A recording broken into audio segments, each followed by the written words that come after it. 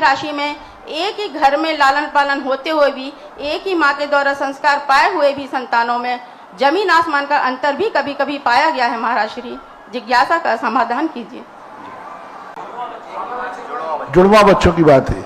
जुड़वा बच्चों की बात में गर्भ में आने में समय लगता है, दोनों की भिन्नता होती है।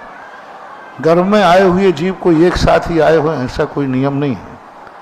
जन्म एक साथ हो सकता है और उनके जो कर्म लेकर के जो आए हैं वो कर्म भी भिन्न भिन्न हो सकते हैं, क्योंकि कर्म की एक सी स्थिति बने ऐसा कोई नियम नहीं है।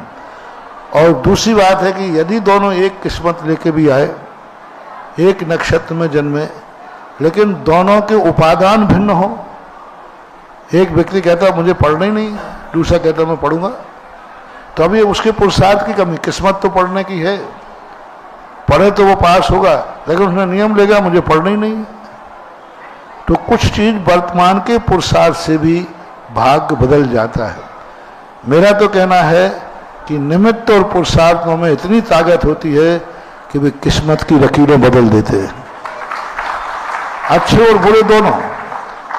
कोई व्यक्ति बुरी किस्मत लेके आता है, लेकिन ऐसी किस्मत बदलता है अच्छे में, जैसे एक चांडाल ऐसा निकृष्ट पुण्य लेके आया ऐसा निकृष्ट पाप भाग्य लेके आया कि वो एक निकृष्ट कुल में जन्म हुआ, लेकिन उसने मुनिराज को पाकर के ऐसा पुरुषार्थ किया कि देवताओं ने भी जय जयकार करके कमल बिछा दिए।